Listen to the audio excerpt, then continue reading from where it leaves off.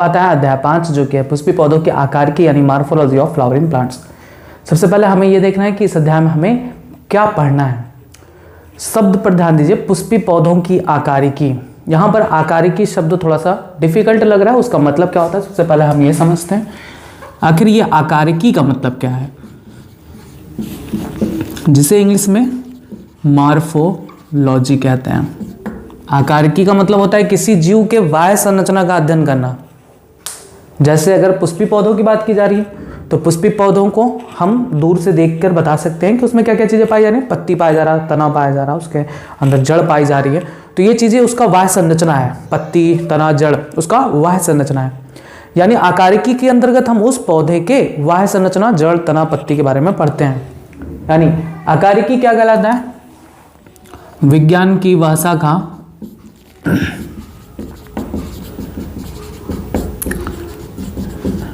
जिसके अंतर्गत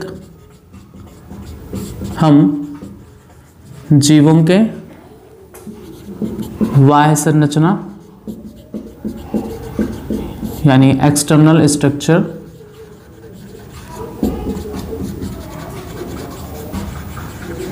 का अध्ययन करते हैं।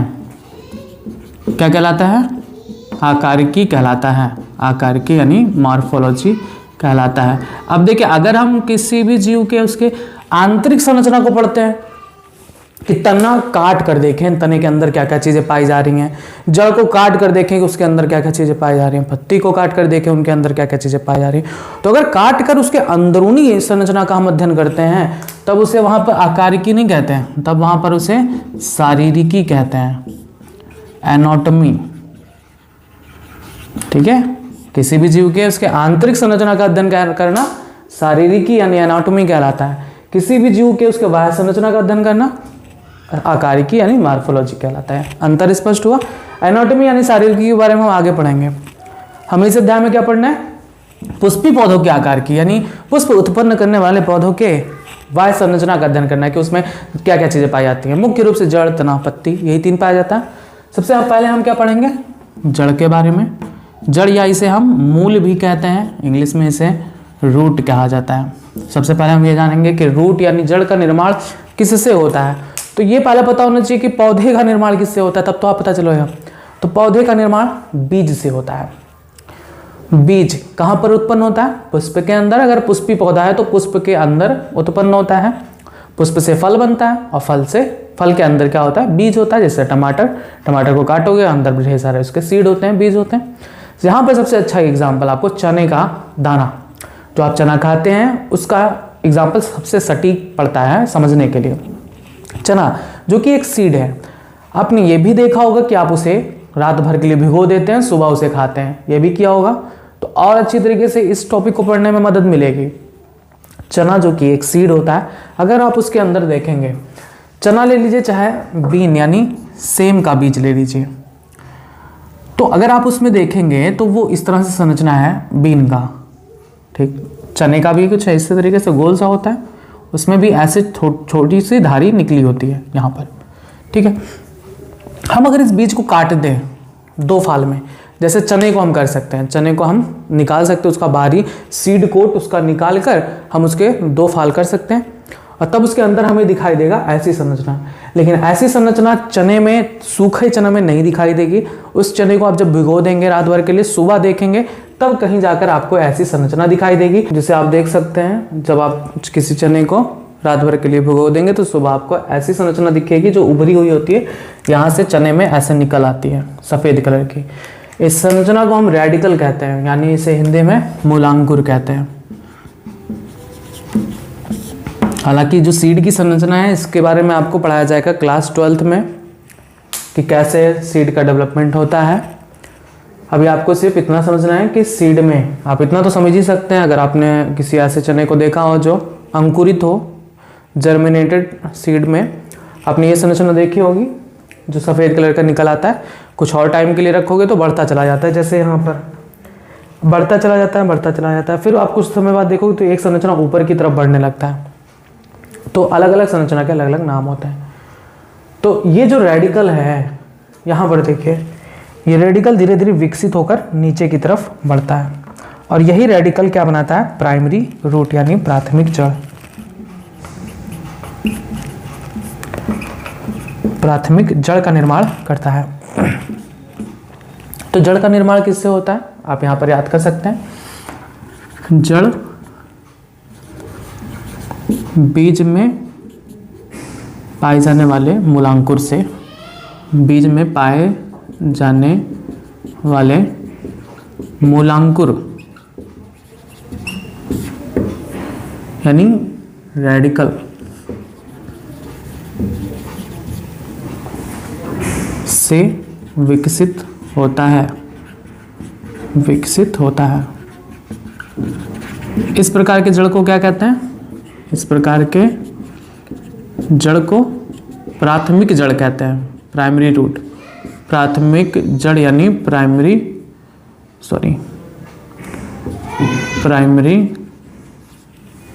रूट कहते हैं। यहां पर देखिए प्राथमिक जड़, ये है प्राथमिक जड़, किससे बना है, रेडिकल से। अब कुछ समय तक और रुकेंगे तो प्राथमिक जड़ से फिर और जड़ें निकलने लगती है, इसकी शाखाएं निकलने लगती हैं, इसे हम सेकेंडरी रूट या द्वितीयक जड़ कहते हैं। हो सकता है द्वितीयक से भी एक और ब्रांच निकलने लगे तो वहां पर हम उसे तृतीयक यानी टर्शियरी रूट भी कह सकते हैं।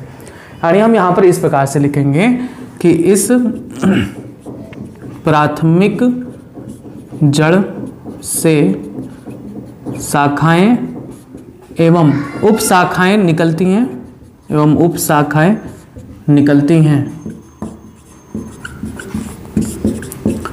ये सभी सम्मिलित रूप से, ये सभी सम्मिलित रूप से मूल तंत्र बनाती हैं। मूल तंत्र यानी रूट सिस्टम, रूट सिस्टम बनाती हैं। देखिए यहां से देखिए, जो रेडिकल से निकला, रेडिकल से जो जड़ निकला उसे हम प्राथमिक जड़ कहते हैं। प्राथमिक जड़ से कई सारे जड़ निकले, इन्हें हम द्वितीयक जड़ कहते हैं। अब हो सकता है द्वितीयक जड़ से भी तृतीयक जड़ निकले, दूर दूर तक जाती है ना मृदा में।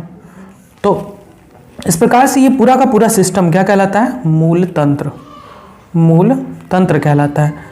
रूट सिस्टम सम्मिलित रूप से प्राथमिक द्वितीयक तृतीयक जड़ों को सम्मिलित रूप से क्या कहा जाता है, मूल तंत्र कहा जाता है।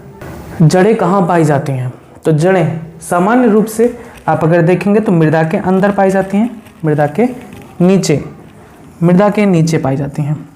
ठीक है, तो आप लिख सकते हैं कि जड़ें सामान्यतः भूमि के नीचे पाई जाती हैं। मैक्सिमम भूमि के नीचे ही पाई जाती है, कुछ एक्सेप्शंस हैं जो भूमि के ऊपर भी निकल आती हैं, इसलिए यहाँ पर हम सामान्यतः शब्द का प्रयोग किए हैं। मैक्सिमम जो प्लांट्स हैं उनके जो रूट्स होते हैं वो सॉइल के नीचे यानी मृदा के नीचे होते हैं, लेकिन कुछ हैं एक्सेप्शंस, अभी आगे आपको बताया जाएगा, जैसे राइजोफोरा वगैरह भूमि से ऊपर आ जाते हैं। तो जड़ें सामान्यतः भूमि के नीचे पाई जाती हैं। जड़ का कार्य क्या होता है, तो एक तो ये कार्य होता है जड़ का, आपने देखा भी होगा, जड़ पौधों को भूमि में स्थिर बनाए रखते हैं जिससे पौधा गिरे ना। हैवी रूट्स निकल के जाते हैं ज़मीन के अंदर, इतनी ब्रांचेस बना देते हैं कि उनकी जो मजबूती प्रदान करते हैं पौधे को कि वो एक जगह पर टिका रहे। दूसरा कार्य क्या करते हैं, तो ये मृदा से जल और खनिज का अवशोषण करके पत्तियों तक पहुंचाते रहते हैं। तो यहाँ पर लिख सकते हैं कि जड़ों का प्रमुख कार्य, जड़ों का प्रमुख कार्य पौधों को, पौधे लिखेंगे, एक की बात करें, पौधे को भूमि में स्थिर बनाए रखता है तथा जल व खनिज का अवशोषण करता है। ठीक है, जड़ का कार्य क्या है, ये पौधे को भूमि में स्थिर बनाए रखते हैं, साथ ही साथ जल और खनिज लवण का अवशोषण करते हैं। अब हम कुछ विशिष्ट लक्षण पढ़ेंगे जड़ के बारे में। चलिए इतना लिख लेंगे आप कि आप पहले लिखेंगे आकारिकी और लिखेंगे विज्ञान की वह शाखा जिसके अंतर्गत हम जीवों के बाह्य संरचना का अध्ययन करते हैं, आकारिकी कहलाता है। फिर लिखेंगे स्टाफ बना के कि इस अध्याय पुष्पी पौधों की आकारिकी में हमें पुष्पी पौधों के बाह्य संरचना के बारे में अध्ययन करना है। फिर आगे लिखेंगे पुष्पी पौधों की संरचना में मुख्यतः जड़, तना, पत्ती पाई जाती हैं, जिनका विवरण निम्न है। पहला, जड़ या मूल। फिर लिखेंगे जड़ बीज में पाए जाने वाले मूलांकुर से विकसित होता है। इस प्रकार के जड़ को प्राथमिक जड़ कहते हैं। इस प्राथमिक जड़ से शाखाएं व उपशाखाएं निकलती हैं जो सम्मिलित रूप से मूल तंत्र का निर्माण करते हैं। फिर लिखेंगे जड़ें सामान्यतः भूमि के नीचे पाई जाती हैं और इनका प्रमुख कार्य पौधे को भूमि में स्थिर बनाए रखना और जल व लवण का अवशोषण करना है। चाहे तो फिगर बना सकते हैं। यहाँ पर कुछ फिगर्स के कुछ और चीज़ें उनको समझा दूँ मैं आपको। सीड में दो संरचना आपको याद रखना है, एक रेडिकल, दूसरा प्लूम्यूल। यहाँ पर जो रेडिकल होता है उससे बनता है जड़ यानी मूल, प्रांकुर से बनता है तना यानी प्ररोह, ठीक है, जिसे हम सूट कहते हैं। सूट का निर्माण होता है, ठीक। रेडिकल के ऊपर हाइपोकोटाइल होता है, ये सीड कोट है। यहाँ पर एक बीज को हमने ऐसे दिखाया है कि भूमि में इसको रख दिया गया, ये जल का अवशोषण करके फूल जाती है। फिर इसका जो मूलांकुर होता है उससे जड़ का विकास होता है, प्राथमिक जड़ कहलाता है। इसमें भी हाइपोकोटाइल है, उसके ऊपर कॉटिलेडॉन पाया जाता है। सीड में कॉटिलेडॉन होता है जो कि अंकुरित हो रहे बीज को पोषण प्रदान करता है। आगे सब बताया जाएगा। एक सीड कोट है, इसका प्लूम्यूल है। कुछ समय बाद प्लूम्यूल सीड से बाहर आकर ऊपर की तरफ, यानी ये भूमि है, अगर ये भूमि है तो भूमि से ऊपर की तरफ वृद्धि करता है। जड़ भूमि से नीचे की तरफ वृद्धि करता है, ठीक है। बस ऐसे इसको बना सकते हैं। मैं पूरा इरेज करूँगा और अब आपको बताऊँगा जड़ के विशिष्ट लक्षण।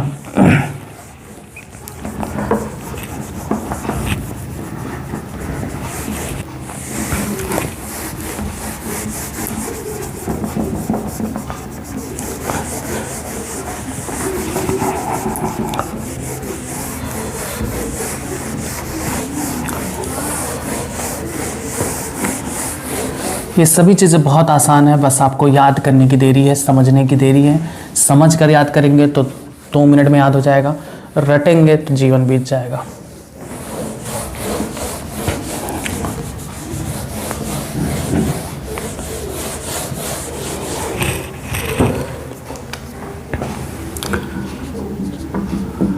जड़ों के विशिष्ट लक्षण। सबसे पहला हम देखते हैं, मान लो कोई पौधा है,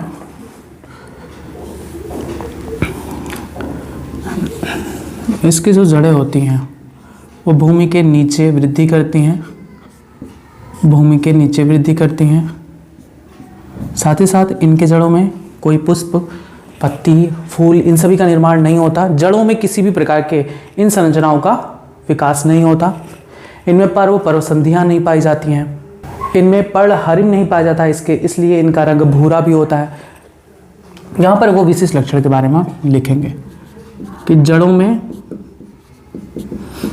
पर्व यानी नोड्स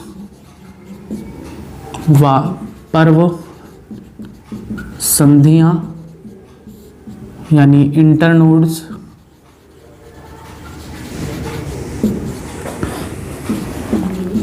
नहीं पाई जाती तथा इनमें पत्ती, पुष्प, कलिकाएं, कलिकाओं का निर्माण नहीं होता। कलिकाओं का निर्माण नहीं होता। दूसरा, इनमें पर्णहरिम यानी क्लोरोफिल नहीं पाया जाता, इसलिए इनका रंग भूरा यानी ब्राउन होता है। इनमें पढ़ारी नहीं पाया जाता, इस वजह से इनका रंग भूरा होता है। तीसरा, जड़ों के शिखर पर एक टोपी नुमा संरचना पाई जाती है। टोपी नुमा संरचना पाई जाती है जिसे मूल गोप यानी रूट कैप कहते हैं। ये जड़ के वृद्धि प्रदेश यानी ग्रोइंग रीजन की रक्षा करता है। तो ये एनाटॉमी में बताया जाएगा, इसमें भी बताया जाएगा आपको। जैसे मान लीजिए ये रूट है, इसका आप एकदम शिखर देखें तो शिखर पर एक ऐसे कैप जैसी संरचना होती है। इसी कैप जैसी संरचना को ही रूट कैप कहा जाता है, क्योंकि ये जो भाग होता है शिखर भाग, किसी भी जड़ का शिखर भाग जो होता है वो उसका वृद्धि प्रदेश होता है। आप देखिए, अगर मान लीजिए कि इतना भाग है, ये आपका शिखर है, वृद्धि प्रदेश का भाग है, यही धीरे धीरे ग्रो करेगा तभी आगे बढ़ेगा रूट। तो ये जड़ की वृद्धि प्रदेश होता है और वृद्धि प्रदेश पर एक टोपीनुमा संरचना पाई जाती है जिसे मूलगोप यानी रूट कैप कहते हैं, जो जड़ के वृद्धि प्रदेश की रक्षा करता है। चौथा, जड़ों पर एक कोशिकीय यानी यूनिसेलुलर पतले व लंबे मूल रोम यानी रूट हेयर्स पाए जाते हैं।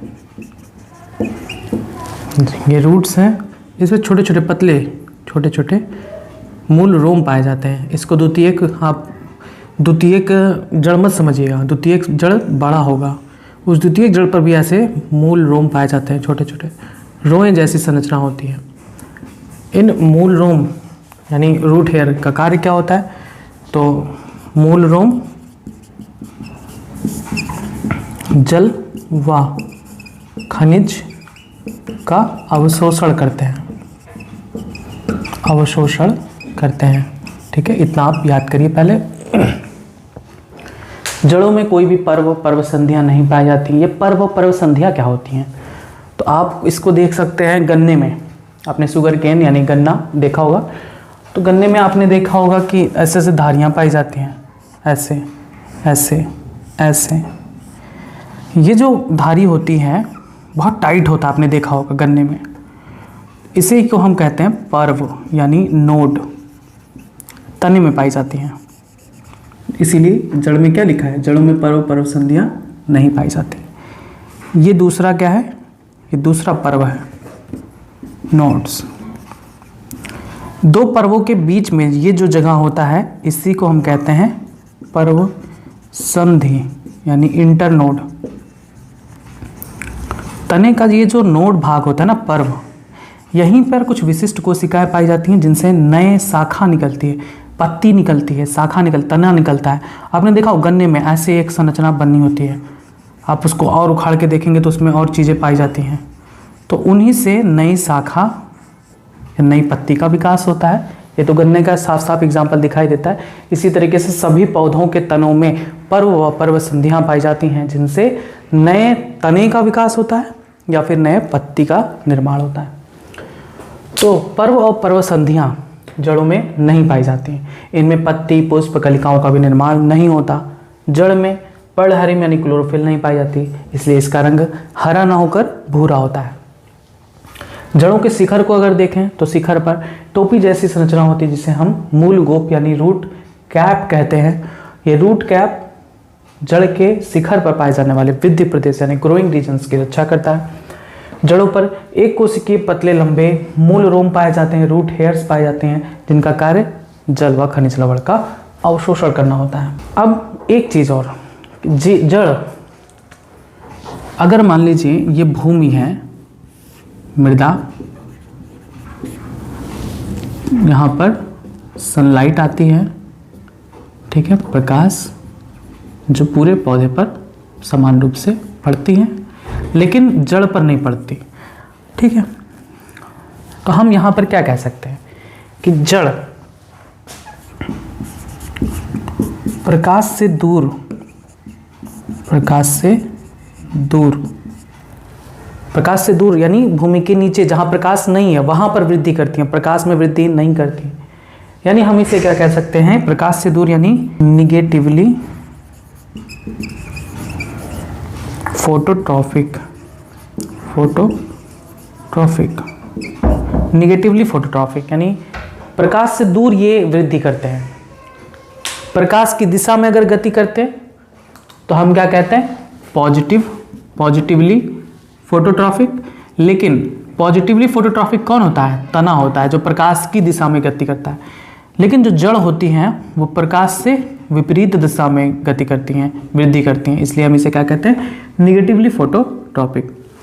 आकर्षण शक्ति की बात करें भूमि की, भूमि की आकर्षण शक्ति कहाँ लगती है, भूमि के अंदर। यानी अगर हम इस पेन को छोड़ दें तो जो भूमि का आकर्षण शक्ति है वो इसे ऊपर तो नहीं फेंकेगा, कहाँ फेंकेगा, नीचे खींच लेगा। अगर हम इसे छोड़ देते हैं तो भूमि की आकर्षण शक्ति क्या करती है, नीचे खींचती है। यानी जड़ भूमि के आकर्षण शक्ति की ओर गति करते हैं, कह सकते हैं। जड़ प्रकाश से दूर भूमि के आकर्षण शक्ति की ओर, आकर्षण शक्ति की ओर। भूमि का आकर्षण शक्ति किधर लगता है, इधर, तो ये पॉजिटिव हो गया। और अगर इसके विपरीत जाते हैं तो निगेटिव, तो यानी पॉजिटिवली जियोट्रॉफिक, पॉजिटिवली जियोट्रॉफिक वृद्धि करते हैं। और अगर आप तने का याद करना चाहें तो यहीं पर तने का भी याद हो जाएगा। तना चूंकि प्रकाश की दिशा में गति करता है, इस वृद्धि करता है, इसलिए हम इसे क्या कह सकते हैं, पॉजिटिवली फोटोट्रॉपिक। निगेटिव नहीं कहेंगे, पॉजिटिव तना। और तना चूंकि आकर्षण शक्ति से विपरीत दिशा में गति करता है, वृद्धि करता है, तो इसे हम क्या कहेंगे, निगेटिवली जियोट्रॉपिक। बस ये थे कुछ प्रमुख लक्षण जड़ के, कि जड़ में क्या क्या चीज़ें पाई जाती हैं, ये भी आप याद कर लेंगे, इम्पॉर्टेंट है। एक और यहाँ पर लिख सकते हैं कि जड़ों का विकास, जड़ों का विकास बीज में पाए जाने वाले भ्रूण यानी इम्ब्रियो के मूलांकुर, मूलांकुर यानी रेडिकल से होता है। बस ठीक है, ये था जड़ के विशिष्ट लक्षण, नोट कर डालिए।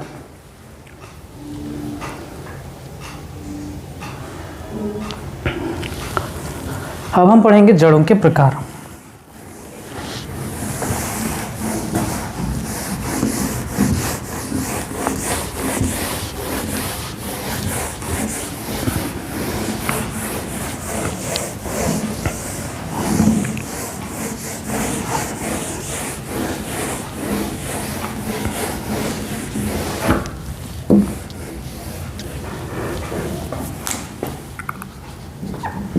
जड़ों के प्रकार, मुख्य रूप से 3 प्रकार के जड़ों के बारे में आपको पढ़ना है। मूसला जड़, जिसे टैप रूट कहते हैं। दूसरा अपस्थानिक जड़, जिसे एडवेंटिशियस रूट कहते हैं। तीसरा झकड़ा या तंतुमय जड़, जिसे फाइब्रस रूट कहते हैं।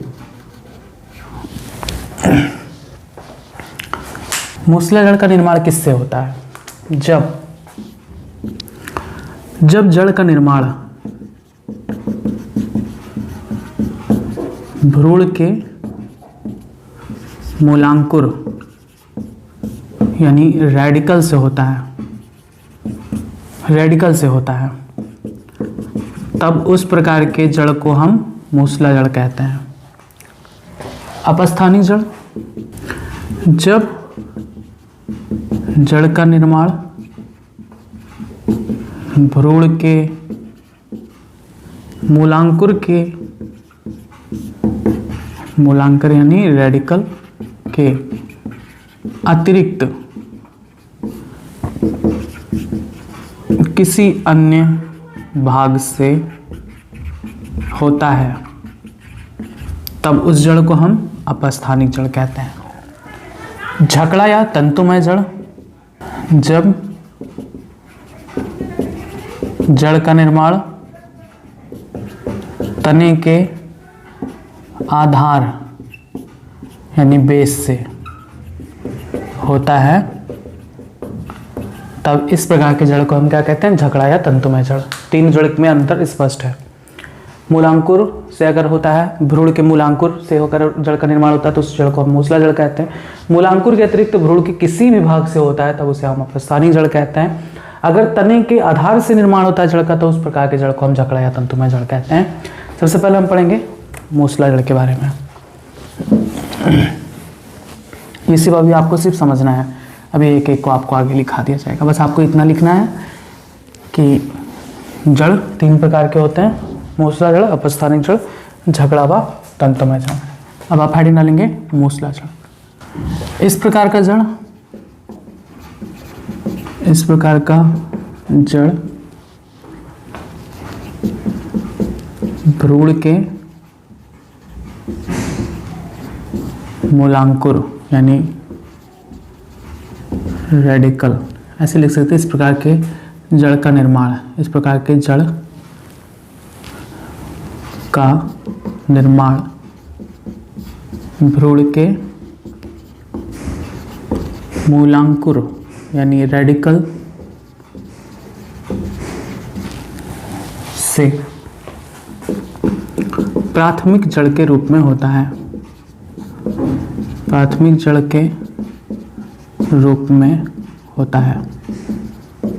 मूसला जड़ का निर्माण भ्रूण के मूलांकुर भाग से प्राथमिक जड़ के रूप में होता है। प्राथमिक जड़ से द्वितीयक व तृतीयक जड़ें निकलती हैं। प्राथमिक जड़ से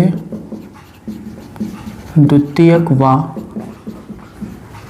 तृतीयक जड़ें निकलती हैं। इस प्रकार ये जड़ें मिलकर मूसला जड़ तंत्र का निर्माण करती हैं। मूसला जड़ तंत्र यानी टैप रूट सिस्टम का निर्माण करते हैं। इस प्रकार की जड़ें किस में पाई जाती हैं? इस प्रकार की जड़ें मुख्य रूप से द्विबीजपत्री पौधों में पाई जाती हैं। इस प्रकार की जड़ें मुख्य रूप से द्विबीजपत्री पौधों जैसे सरसों यानी मस्टर्ड में पाई जाती है। सिंपली ये जड़ कैसे होते हैं? कोई पौधा है मान लिया, इस पौधे से प्राथमिक जड़ निकलता है, ऐसे सिंपल सीधा प्राथमिक जड़ निकलता है। इस प्राथमिक जड़ से द्वितीयक जड़ें निकलती हैं।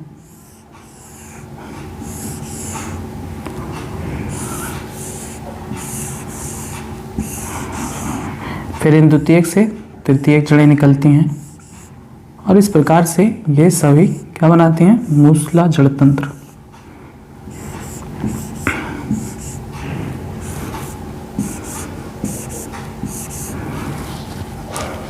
अब इसमें आपका शकरकंद आता है। आप देखते हैं ना, शकरकंद गंजी जिसे कहते हैं, स्वीट पोटैटो। इसके बाद मूली है, गाजर, शकरकंद बता ही चुका, चुकंदर, सलजम, ये सभी जड़ हैं जो हम खाते हैं। गाजर, मूली, सलजम, ये सभी जड़ होते हैं, जड़ के रूपांतरित भाग होते हैं। जड़ का मुख्य कार्य क्या होता है? पौधे को सहारा प्रदान करना, भूमि में स्थिर बनाए रखना और जल और खनिज लवण का अवशोषण करना। लेकिन कुछ जड़ रूपांतरित होकर इन कार्यों से अतिरिक्त कार्य करने लगते हैं। जैसे मैंने आपको एग्जाम्पल दिया, गाजर, मूली, सलजम, इन सभी में जड़ भोजन संग्रह करने का कार्य करने लगते हैं। अब भोजन संग्रह करके फूल जाते हैं। तो ये जो जड़ें हैं वे जड़ के रूपांतरित भाग कहलाते हैं। यानी हम अब जो पढ़ेंगे वो है मूसला जड़ के रूपांतरण। देखेंगे कि मूसला जड़ रूपांतरित होकर क्या क्या बनाता है। नेक्स्ट हेडिंग है मूसला जड़ के रूपांतरण, modification of tap root. Modification of tap root, इसमें सबसे पहला आता है ग्रंथिमय मूसला जड़। ग्रंथिमय मूसला जड़, इसे इंग्लिश में बोलते हैं नोडुलेटेड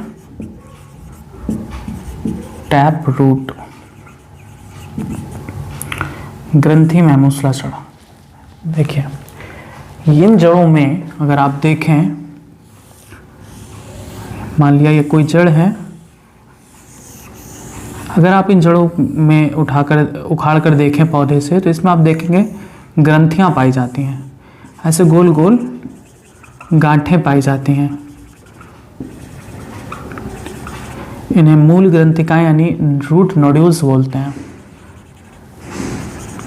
इंपॉर्टेंट पार्ट है ये। ऐसे जड़ों में ऐसे गांठें पाई जाती हैं उभार के रूप में, ऐसे जड़ों को हम ग्रंथिमय मूसला जड़ कहते हैं। ये जड़ कहाँ पाई जाती हैं? ज़्यादातर लेग्यूमिनेसी कुल के पौधों में, यानी ये जड़ सामान्यतः लेग्यूमिनोसी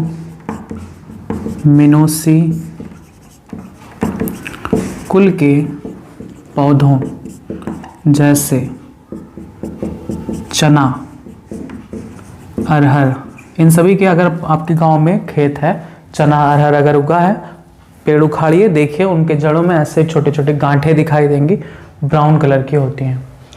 चना, अरहर, मटर, ठीक है। लेग्यूमिनेसी कुल में लगभग सभी दालों वाली फसलें आती हैं। लेग्यूमिनेसी कुल के पौधों जैसे चना, अरहर, मटर में पाई जाती हैं। इस प्रकार के जड़ में गांठें पाई जाती हैं, जिन्हें क्या कहते हैं? मूल ग्रंथिकाएं। जिन्हें मूल ग्रंथिकाएं यानी इंग्लिश में रूट नोड्यूल्स, रूट नोड्यूल्स कहते हैं, जिन्हें रूट नोड्यूल्स कहते हैं। मूल ग्रंथिकाएं, क्या खास है इस मूल ग्रंथिका में, रूट नोड्यूल्स में? तो इन रूट नोड्यूल्स में बहुत से जीवाणु पाए जाते हैं, जिन्हें हम सहजीवी जीवाणु कहते हैं। सहजीवी जीवाणु पाए जाते हैं। सहजीवी का मतलब होता है साथ साथ रहने वाले जीवाणु, सिम्बायोटिक बैक्टीरिया, सहजीवी जीवाणु पाए जाते हैं। होता क्या है, पौधे वायुमंडल से नाइट्रोजन का अवशोषण सीधे नहीं कर सकते। वे नाइट्रोजन गैस के रूप में नहीं अवशोषित कर सकते, यानी वो वायुमंडल से नाइट्रोजन को ये चाहें कि नाइट्रोजन गैस के रूप में अवशोषित कर लें, तो ऐसा नहीं होता। ना तो हम यूज कर सकते हैं नाइट्रोजन को गैस के रूप में, और ना ही पौधे नाइट्रोजन को या तो अमोनिया के फॉर्म में अवशोषित कर सकते हैं, या तो नाइट्रेट के फॉर्म में, या फिर नाइट्राइट के फॉर्म में अवशोषित कर सकते हैं। तो ये जो वायुमंडलीय नाइट्रोजन होता है, वायुमंडलीय नाइट्रोजन गैस, इस वायुमंडलीय नाइट्रोजन को इन तीनों फॉर्म में परिवर्तित करने के लिए ये जीवाणु कार्य करते हैं। बात समझ में आई? सहजीवी जीवाणु जो यहाँ पर पाया जाता है, वैसे तो ऐसे जीवाणु जो नाइट्रोजन का स्थिरीकरण करते हैं उसे हम नाइट्रोजन कारक जीवाणु यानी नाइट्रीफाइंग बैक्टीरिया कहते हैं, नाइट्रोजन स्थिरीकारक जीवाणु कहते हैं। ऐसे जीवाणु जो वायुमंडलीय नाइट्रोजन को अमोनिया नाइट्रेट में परिवर्तित करते हैं उन्हें हम नाइट्रोजन स्थिरीकारक जीवाणु कहते हैं, नाइट्रोजन फिक्सिंग बैक्टीरिया कहते हैं। तो यहाँ पर जो सहजीवी जीवाणु इन जड़ों में पाया जाता है वो यही कार्य करता है, एटमॉस्फेरिक नाइट्रोजन को अमोनिया में कन्वर्ट कर देता है। उसका एक एग्जाम्पल बता दें, सहजीवी जीवाणु का एग्जाम्पल जो यहाँ पर पाया जाता है वो है राइजोबियम जीवाणु। बहुत पूछा जाने वाला क्वेश्चन है, mostly asked question in NEET, कि उच्च पौधों की जड़ों में के साथ सहजीवी संबंध बनाने वाले जीवाणु का नाम बताइए। तो राइजोबियम क्या करता है? उच्च पौधों यानी लेग्युमिनेसी कुल के पौधों में गांठों में ये स्थित होता है और राइजोबियम एटमॉस्फेरिक नाइट्रोजन को अमोनिया में परिवर्तित कर देता है। अब इस अमोनिया का प्रयोग ये पौधे कर सकते हैं आसानी से। तो पौधे को जीवाणु से क्या हो रहा है? फायदा हो रहा है। और साथ ही जीवाणु को क्या फायदा हो रहा है? तो जीवाणु को रहने का स्थान मिला है यहाँ पर, तो इस वजह से दोनों लाभान्वित हैं, पौधा भी लाभान्वित हो रहा है, जीवाणु भी लाभान्वित हो रहा है। तो किसी दो अलग अलग जाति के जीवों के आपस में साथ रहकर जब दोनों एक दूसरे से लाभ प्राप्त करते हैं तो इस संबंध को सहजीवी कहते हैं। इसी वजह से इसे हम क्या कहते हैं? सहजीवी जीवाणु। तो इस लेग्युमिनेसी कुल के पौधों में जो गांठें पाई जाती हैं उनमें सहजीवी जीवाणु पाया जाता है जो वायुमंडलीय नाइट्रोजन को अमोनिया में परिवर्तित करता है। इस अमोनिया का प्रयोग पौधे कर सकते हैं। यहाँ पर आप लिख सकते हैं कि इस प्रकार के जड़ में गांठें पाई जाती हैं जिन्हें मूलग्रंथिकाएं कहते हैं। इनमें सहजीवी जीवाणु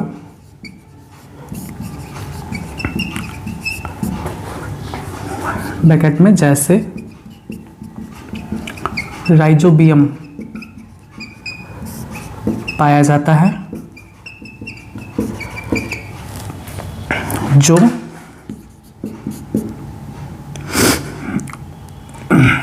वायुमंडलीय नाइट्रोजन को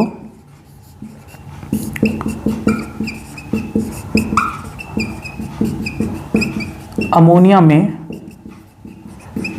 परिवर्तित कर देता है। इस अमोनिया का प्रयोग पौधे आसानी से कर सकते हैं। इस प्रकार पौधा इस जीवाणु से लाभान्वित होता है, साथ में जीवाणु को इन पौधों पर रहने का स्थान प्राप्त होता है, अतः दोनों को एक दूसरे से लाभ प्राप्त होता है। इस सहसंबंध को हम सहजीवी सहसंबंध कहते हैं। तो बस अभी आप इतना लिखेंगे कि जड़ों के प्रकार में मूसला जड़ के बारे में। इस प्रकार के जड़ का निर्माण भ्रूण के मूलांकुर से प्राथमिक जड़ के रूप में होता है। प्राथमिक जड़ से द्वितीय व तृतीय जड़ें निकलती हैं। इस प्रकार से जड़ें मिलकर मूसला जड़ तंत्र का निर्माण करती हैं। इस प्रकार की जड़ें मुख्य रूप से द्विबीजपत्रों जैसे पौधों जैसे सरसों में पाई जाती हैं। मूसला जड़ के रूपांतरण के बारे में आप लिखेंगे हेडिंग डाल के। पहला ग्रंथि में मूसला जड़, और इसमें लिखेंगे कि ये जड़ सामान्यतः लेग्युमिनेसी कुल के पौधों जैसे चना, अरहर, मटर में पाई जाती है। लेग्युमिनेसी कुल मतलब दालों वाली फसलें इसमें रखी गई हैं। इस प्रकार के जड़ में गांठें पाई जाती है जिन्हें मूल ग्रंथिकाएं कहते हैं। इनमें सहजीवी जीवाणु जैसे राइजोबियम पाया जाता है जो वायुमंडलीय नाइट्रोजन को अमोनिया में परिवर्तित करता है। फिर आगे लिखेंगे इस अमोनिया का प्रयोग पौधे आसानी से कर सकते हैं, अतः पौधे इस प्रकार से जीवाणु से लाभान्वित होते हैं, जीवाणु को पौधे पर रहने का स्थान प्राप्त होता है, अतः पौधे और जीवाणु दोनों को एक दूसरे से लाभ प्राप्त होता है। इसलिए इस सहसंबंध को हम सहजीवी सहसंबंध कहते हैं तथा यह सहजीवी सहसंबंध का एक उत्तम उदाहरण है। दूसरा जड़ आता है जड़ का रूपांतरण में श्वसन मूल, या इसे हम न्यूमेटोफोर भी कहते हैं। न्यूमेटोफोर श्वसन मूल का कार्य क्या है और कहाँ पर पाया जाता है? श्वसन मूल जो होता है वो दलदली जगह पर पाए जाने वाले पौधों में अक्सर निकलता है और ये निगेटिवली जियोट्रॉपिक होता है, यानी भूमि के आकर्षण शक्ति के विरुद्ध ये वृद्धि करता है। ये कोई दलदली क्षेत्र है, ठीक है। दलदली क्षेत्र में पाए जाने वाले जो पौधे हैं उनमें ऐसे दलदल से बाहर खूंटे के समान ऐसे जड़ निकल आते हैं। इन्हीं जड़ों को हम श्वसन मूल या निमोटोफोर कहते हैं। श्वसन मूल यानी न्यूमैटोफोर कहा जाता है। दलदली जगह पर पाए जाने वाले पौधे, जैसे एग्जाम्पल आपको दे दें, एक पौधा जिसका नाम बार बार पूछा जाता है, राइजोफोरा। राइजोफोरा जो कि एक मैंग्रोव प्लांट है, मैंग्रोव पौधा है। दलदली क्षेत्र में पाए जाने वाले पौधे को मैंग्रोव पौधा कहते हैं। इसका एक एग्जाम्पल राइजोफोरा है। इनमें दलदल से दलदल एक भूमि का परत मान लीजिए, वहाँ से वो जड़ बाहर निकल आता है। अब उस पर चलना कठिन होता है। मैन वर्सेस वाइल्ड में बियर ग्रिल्स ने दिखाया था ये जड़ के बारे में। तो जब दलदली पौधे में आप जाते हैं, दलदली स्थानों पर जाते हैं, तो ये आपको जड़ें आसानी तरीके से दिखाई दे सकते हैं, जिन्हें हम श्वसन मूल या निमैटोफोर कहते हैं। इनका कार्य क्या होता है? तो इनमें अनेक छिद्र पाए जाते हैं। अनेक छिद्र होते हैं जो क्या करते हैं? श्वसन छिद्र का कार्य करते हैं और पौधे इन्हीं के माध्यम से श्वसन क्रिया करते हैं। बस श्वसन मूल या निमैटोफोर के बारे में लिखेंगे कि ये दलदली भूमि में पाए जाने वाले पौधों से निकलते हैं। ये भूमि के आकर्षण शक्ति के विरुद्ध यानी ब्रैकेट में निगेटिवली जियोट्रॉफिक वृद्धि करते हैं।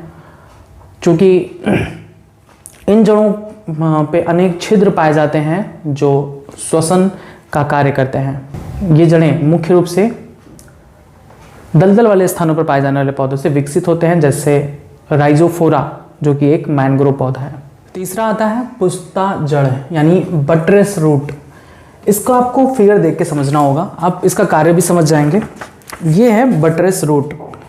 बहुत बड़े बड़े जो पेड़ होते हैं, जैसे पीपल हो गया, गूलर हो गया, उनमें इस तरह से रूट्स निकले होते हैं। आप इसे देख सकते हैं ध्यान से, इस तरह से रूट्स निकले होते हैं।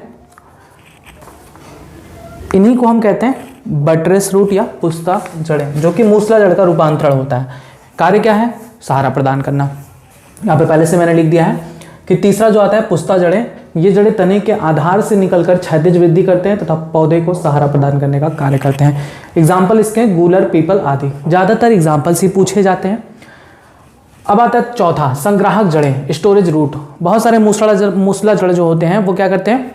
भोजन का संग्रह करके फूल जाते हैं और रूपांतरित जड़ कहलाते हैं। उनमें उन रूपांतरित जड़ों को हम संग्राहक जड़ यानी स्टोरेज रूट्स कहते हैं। भोजन का संचय करने के कारण भिन्न भिन्न आकृति भी हो जाती है, जैसे गाजर, मूली, सलजम। यहाँ पर 3 आकृति के बारे में आपको बताया जाएगा। शंकुरूपी यानी कॉनिकल। तीनों का कार्य क्या है? भोजन का संग्रह करना, लेकिन तीनों अलग हो जाते हैं। कैसे? अगर इस पहले वाले को देखें तो इसका जो शेप बनता है वो शंकुरूप होता है, यानी इसका ये जो ऊपरी भाग होता है वो मोटा होता है और जो निचला भाग होता है वो पतला होता है। ये जड़ें ऊपर मोटी तथा नीचे क्रमशः पतली होती चली जाती हैं, जैसे गाजर यानी डाउकस कैराटा।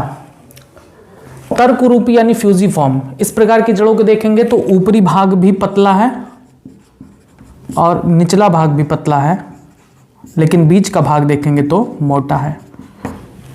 ये अंतर है इसमें और इसमें। इस प्रकार की जड़ें बीच में मोटी होती हैं, ठीक है, दोनों किनारों की ओर पतली पतली होती हैं। इसका एग्जाम्पल है मूली यानी रैफेनस सेटाइवस। तीसरा कुंभी रूपी यानी नैपीफॉर्म। इसमें देखेंगे तो ये फूल कर एकदम मोटा हो जाता है और नीचे बहुत पतला सा भाग निकलता है। इसका एग्जाम्पल कुंभी रूप का सलजम और चुकंदर। ये जड़ें ऊपर बहुत मोटी और गोलाकार हो जाती हैं तथा नीचे एक भाग अत्यधिक पतला हो जाता है। एग्जाम्पल सलजम, जिसे हम बॉटनिकल नेम है ब्रासिका रैपा, और चुकंदर बीटा वल्गैरिस। आइए अब समझते हैं अपस्थानिक जड़ के बारे में। आपने मूसला जड़ के बारे में पढ़ा, मूसला जड़ के रूपांतरण के बारे में पढ़ा। अब आता है अपस्थानिक जड़। मैंने आपको बताया था कि अपस्थानिक जड़ ऐसे जड़ होते हैं जो भ्रूण के मूलांकुर के अतिरिक्त किसी अन्य भाग से अगर वो उत्पन्न होते हैं तो उन्हें हम अपस्थानिक जड़ कहते हैं। मुख्य रूप से ये एक बीजपत्री पौधों, बरगद और घास जैसे पौधों में पाए जाते हैं। ये एग्जाम्पल एनसीईआरटी का है, इंपॉर्टेंट है। अपस्थानिक जड़ के रूपांतरण अगर हम देखें तो अपस्थानिक जड़ के रूपांतरण में कंदकक्ष या पुलकित जड़ आती हैं, कंदिल जड़ें आती हैं, स्तंभ जड़ें आती हैं, और भी आती हैं, वो आगे आपको बताया जाएगा। फिलहाल पहले 3 के बारे में पढ़ते हैं। अपस्थानिक जड़ के रूपांतरण में पहला आता है कंदगुच्छ या पुलकित जड़ें। ऐसी जड़ें जो भोजन का संग्रह करके फूल जाती हैं और एक ही प्राथमिक रूट से जुड़ी होती हैं। ऐसे जड़ को हम कंदगुच्छ या पुलकित जड़ें कहते हैं। इस प्रकार के अपस्थानिक जड़ें तने के आधार से निकलती हैं, तने के आधार से निकलती हैं और अनियमित आकार की होती हैं, जैसे डहेलिया और सतावर। देखेंगे तो लगभग सब समान दिखाई देते हैं, लेकिन थोड़ा अंतर होता है, इसी वजह से वो एक दूसरे से भिन्न जड़ें हो जाती हैं। यहाँ पर ये सारी चीज़ें आपसे बहुत कम पूछी जाती हैं, सबसे ज़्यादा पूछा जाता है तो एग्जाम्पल या उदाहरण कि कंदगुच्छ या पुलकित जड़ यानी फैसिकुलेटेड रूट्स के उदाहरण बताइए, डहेलिया व सतावर। तो पहले आपको सबसे पहले क्या करना है, सभी जड़ों के उदाहरण के बारे में याद करना है। दूसरा आता है कंदिल जड़ें यानी ट्यूबरस रूट। तो कंदिल जड़ का सबसे अच्छा एग्जाम्पल शकरकंद है। शकरकंद को देखेंगे तो यह भी अनियमित आकार का होता है। तो ये जड़ें तने की गांठ से निकलकर भूमि में प्रवेश करती हैं और भोज्य पदार्थ के एकत्रित करने के कारण फूलकर अनियमित आकार की हो जाती हैं, इस तरह से शकरकंद, गंजी। फिर तीसरा आता है स्तंभ मूल यानी प्रॉप रूट। ये जड़ें पौधे को सहारा प्रदान करने के लिए होती हैं। ऐसा पेड़ आपने देखा होगा बरगद का, बरगद से बहुत सारी शाखाएं ऐसे लटकी होती हैं। तो ये जो हैं ये जड़ें हैं जिन्हें हम स्तंभ मूल कहते हैं। ये जब शाखा बहुत बड़ा हो जाता है पौधे का तो उसको सहारा प्रदान करने के लिए नीचे इस तरह से गिरती हैं और उन्हें और मजबूती प्रदान करती हैं। ये मोटी वायवीय जड़ें होती हैं जो तनों की शाखाओं से निकलकर भूमि में चली जाती हैं और तनों को सहारा प्रदान करने का कार्य करती हैं, जैसे बरगद, ठीक है, बनियान ट्री। नेक्स्ट आता है जटामूल, चौथा, यानी इसे इंग्लिश में स्टेल्ट रूट कहते हैं। इसका निर्माण तने के निचली पर्वसंधियों से होता है। ये भी पौधे को सहारा प्रदान करने के लिए होते हैं। ये मेन स्टेम है, मेन मुख्य तने से ऐसे ऐसे बहुत सारे रूट्स निकलते हैं जो उस पौधे को सहारा प्रदान करने का कार्य करते हैं। मक्के में देख सकते हैं और गन्ने में देख सकते हैं इस प्रकार के रूट्स को। जैसे जैसे लिखा हुआ है या जैसे पिछले मैंने लिखा था वैसे ही आपको नोट करना है, याद करना है। पांचवा आरोही मूल यानी क्लाइंबिंग रूट। कुछ ऐसे भी पेड़ होते हैं, पौधे होते हैं जिनमें इस तरह से डंठल समान संरचना निकलती है जो दूसरे किसी पौधे पर चढ़ने में सहायता करती हैं।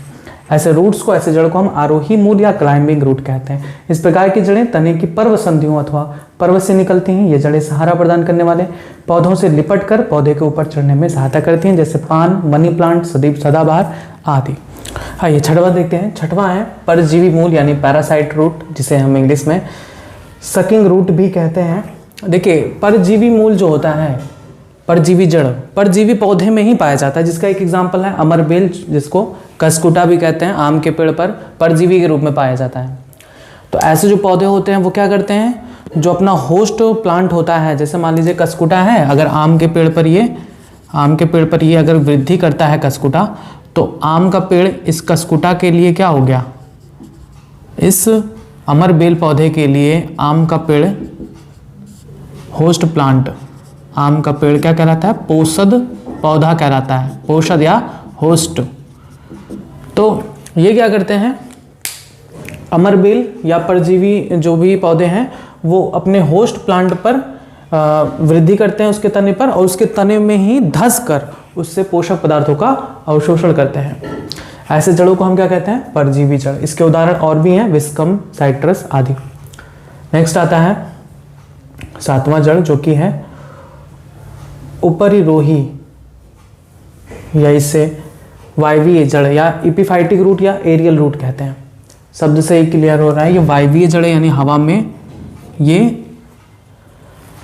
में लटकता रहता है। तो इस प्रकार की जड़ें हवा में लटकी होती हैं तथा अधिपादप पौधों में पाई जाती हैं। अब ये अधिपादप यानी एपिफाइट क्या होते हैं, ऐसे पौधे जो किसी दूसरे पौधे पर उगते हैं, ऐसे पौधे हैं जो किसी दूसरे पौधे पर उगते हैं, ऐसे पौधों को हम अधिपादप या एपिफाइट प्लांट कहते हैं। इनकी जड़ें हवा में लटक कर नमी का अवशोषण करती हैं। हवा में उपस्थित नमी का अवशोषण करती हैं।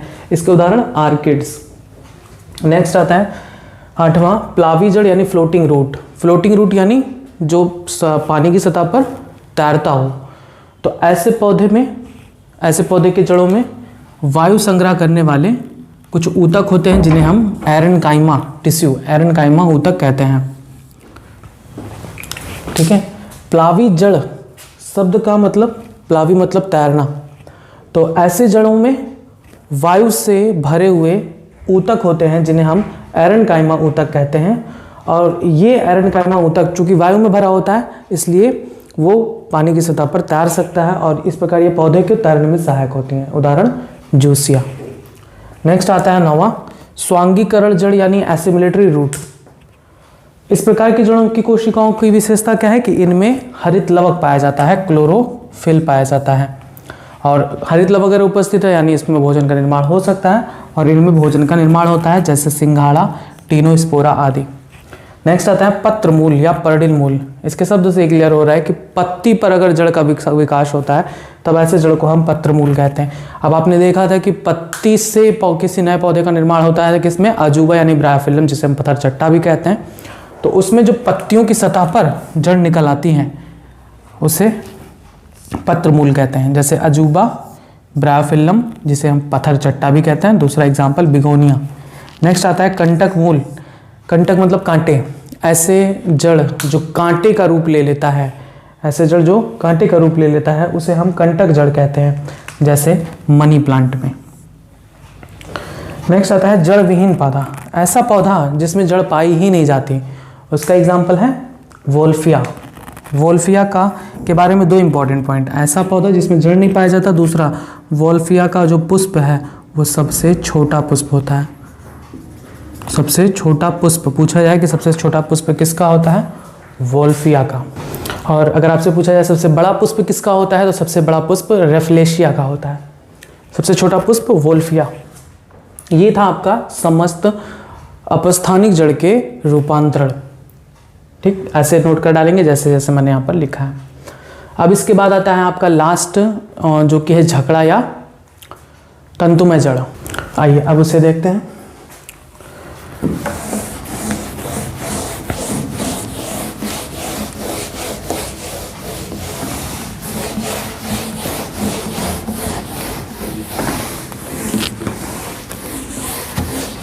इससे आपको ज़्यादातर एग्जाम्पल से याद करने हैं, एग्जाम्पल से ज़्यादातर पूछे जाते हैं, बाकी तो शब्द ही बता देता है कि वो किस प्रकार का जड़ है। नेक्स्ट है झकड़ा या तंतुमय जड़ यानी फाइब्रस रूट। झकड़ा या तंतुमय जड़ के बारे में आप अगर देखें तो एक बीज पत्री जो पौधे होते हैं, एक बीज पत्री पौधों में प्राथमिक मूल यानी जड़, प्राथमिक मूल बहुत कम समय तक के लिए विकसित होते हैं, बहुत कम समय के लिए जीवित होते हैं, जीवित होते हैं। अतः इनमें तने के आधार से जड़ें विकसित होती हैं जो झकड़ा मूल तंत्र यानी फाइब्रस रूट सिस्टम बनाते हैं। इसका एग्जाम्पल क्या है, जैसे गेहूं, व्हीट। बस ये था आपका झकड़ा या तंतुमय जड़ के बारे में, इसका कोई रूपांतरण नहीं है। अब आता है जड़ के अग्रिम भाग के बारे में समझना। ये है जड़ का अग्रिम भाग। मान लीजिए यह कोई पौधा है और इस पौधे का ये जड़ यहाँ तक बिखरा हुआ है, तो जड़ का ये अग्रिम भाग है, मतलब आगे का भाग। ठीक है, इतना भाग काट कर बनाया गया है। जड़ के अग्रिम भाग पर क्या क्या चीज़ें पाई जाती हैं, 4 चीज़ें पाई जाती हैं, महत्वपूर्ण हैं। पहला आता है रूट कैप सबसे शिखर पर पाया जाता है, एक रूट कैप पाया जाता है जिसे हम मूल गोप कहते हैं। ठीक है, ये जड़ के इस वृद्धि प्रदेश को की सुरक्षा करता है, रूट कैप। फिर इसके रूट कैप के पीछे अगर आप देखेंगे तो रीजन ऑफ मेरिस्टेमेटिक एक्टिविटी, यानी यहाँ पर ऐसी सेल्स होती हैं जो विभाजित हो सकती हैं, विभाजन करने में सक्षम, क्योंकि यही कोशिकाएं विभाजित होती हैं और यह लंबाई में आगे बढ़ता रहता है, और जो विभाजित हो चुकी कोशिकाएं वो पीछे जाती रहती हैं। उन्हें कहते हैं रीजन ऑफ इलोंगेशन, उस भाग को, जड़ के उस भाग को जहाँ पर विभाजित हो चुकी कोशिकाएं हैं, उन्हें हम कहते हैं रीजन ऑफ सेल इलोंगेशन, जो अभी क्या कर रही हैं, लंबाई में वृद्धि करती हैं। और फिर ये लंबाई में वृद्धि करने के बाद थोड़ा देर धीरे धीरे ये जब आगे बढ़ता रहेगा तो यही जो लंबाई में वृद्धि कर रही कोशिका होती हैं वो पीछे वो सरकती जाएंगी, और इस प्रदेश को क्या कहते हैं, रीजन ऑफ मैचुरेशन, यानी ये जो कोशिकाएं, यहाँ की जो कोशिकाएं हैं वो कोशिकाएं परिपक्व होती हैं। ठीक है, पूरी तरीके से मैच्योर होती हैं, होने लगती हैं। इस प्रकार से 4 जो भाग हैं किसी भी जड़ के अग्रिम भाग पर, 4 भाग। पहला मूल गोप जो जड़ के इस वृद्धि प्रदेश की सुरक्षा करता है। इसी के जस्ट पीछे दूसरा भाग आता है जिसे हम क्या कहते हैं, कोशिका निर्माण प्रदेश, यानी रीजन ऑफ मेरिस्टेमेटिक एक्टिविटी या जोन ऑफ सेल फॉर्मेशन। यहाँ पर ऐसी कोशिकाएं होती हैं जो विभाजन करने में सक्षम होती हैं, विभाजित होती हैं, और इनकी कोशिकाएं जैसे जैसे कोशिका की संख्या बढ़ेगी वैसे वैसे इनकी लंबाई भी बढ़ती जाएगी। जो कोशिका विभाजित हो चुकी हैं वो पीछे की तरफ सरकती जाएंगी, इन्हें हम रीजन ऑफ इलोंगेशन कहते हैं, यानी कोशिका विवर्धन प्रदेश। यहाँ पर कोशिकाएं लंबाई में बढ़ती हैं। फिर रीजन ऑफ सेल इलोंगेशन के पीछे अगर आप देखेंगे तो वो जो प्रदेश होता है उसे हम कहते हैं रीजन ऑफ मैचुरेशन, यानी कोशिका विभेदन एवं परिपक्वन प्रदेश, रीजन ऑफ मैचुरेशन या जोन ऑफ सेल इलोंगेशन और सेल मैचुरेशन। तो यहाँ पर जो कोशिकाएं होती हैं वो परिपक्व होने लगती हैं, जो भी कार्य है उनका वो करने के लिए वो उसमें रूपांतरित होने लगती हैं। रीजन ऑफ मैचुरेशन पर अगर आप देखेंगे तो कुछ इस तरह से रोए जैसी संरचनाएं होती हैं जिसे हम रूट हेयर्स, यानी हिंदी में क्या कहते हैं, मूल रोम कहते हैं, पाई जाती हैं। रूट हेयर्स पूछा जा सकता है, रूट हेयर्स किस क्षेत्र में पाई जाती हैं, तो कोशिका विभेदन एवं परिपक्वन प्रदेश में पाई जाती हैं, रीजन ऑफ सेल मैचुरेशन में पाई जाती हैं। मूल रोम का कार्य क्या होता है, ये सभी क्या है, मूल रोम है।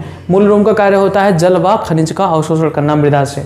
बस ये है आपका जड़ के अग्रिम भाग के बारे में। याद करिए, जड़ के अग्रिम भाग पर 4 भाग पाई जाती हैं, जो कि है पहला रूट कैप यानी मूल गोप, जो कोशिका के जड़ के अग्रिम भाग पर उपस्थित वृद्धि प्रदेश की रक्षा करता है। मूल गोप के पीछे जो भाग होता है उसे हम कहते हैं कोशिका निर्माण प्रदेश, यानी जोन ऑफ सेल फॉर्मेशन या रीजन ऑफ मेरिस्टेमेटिक एक्टिविटी। यहाँ पर जो कोशिकाएं पाई जाती हैं, देखिए मूल गोप के ठीक पीछे शीर्षस्थ विभोज्योतक यानी एपिकल मेरिस्टम पाया जाता है, जिसमें निरंतर कोशिका विभाजन के द्वारा नई कोशिकाओं की उत्पत्ति होती रहती है और जड़ की वृद्धि भी होती रहती है। कोशिका विवर्धन प्रदेश यानी रीजन ऑफ इलोंगेशन, या इसे हम जोन ऑफ सेल इलोंगेशन कहते हैं। यहाँ पर जो कोशिकाएं होती हैं वो लंबाई में वृद्धि करती हैं। विभाजन प्रदेश के ठीक पीछे, यानी इसके विभाजन प्रदेश के ठीक पीछे नई बनी कोशिकाएं लंबाई में बढ़ती रहती हैं, इसे कोशिका विवर्धन प्रदेश कहते हैं। अब रीजन ऑफ सेल इलोंगेशन यानी कोशिका विवर्धन प्रदेश, कोशिका विवर्धन प्रदेश के पीछे जो क्षेत्र होता है उसे हम कहते हैं रीजन ऑफ मैचुरेशन, यानी कोशिका विभेदन एवं परिपक्वन प्रदेश। रीजन ऑफ मैचुरेशन और जोन ऑफ सेल मैचुरेशन, या इसे हम जोन ऑफ सेल डिफरेंशिएशन भी कहते हैं। तो कोशिका विवर्धन के ठीक पीछे कोशिका विभेदन प्रदेश आता है, जहां पर कोशिकाएं परिपक्व होती हैं, ठीक है, मैच्योर होती हैं। इस प्रदेश में कोशिकाएं अपने कार्यों के अनुसार कायांतरित होकर अपना निश्चित रूप ले लेती हैं। मतलब यहाँ पर जो कोशिकाएं हैं वो परिपक्व हो जाती हैं और जो उनका कार्य है उसी कार्य के अनुसार वो परिवर्तित हो जाती हैं। इसी रीजन ऑफ मैचुरेशन पर ऐसे बहुत सारे मूल रोम यानी रूट हेयर्स पाए जाते हैं जो भूमि से जल व खनिज लवण का अवशोषण करते हैं। बस ये था संपूर्ण बातें जड़ के बारे में। जड़ क्या होता है और जड़ का कार्य क्या होता है, जड़ के रूपांतरण क्या क्या होते हैं, जड़ के अग्रिम भाग पर क्या चीज़ें पाई जाती हैं, समस्त बातें ये अध्याय 5 का कंप्लीट होता है। अब इसके बाद आता है तना, फिर तने के बाद हम पढ़ेंगे पत्ती और उसके बाद पुष्प के बारे में।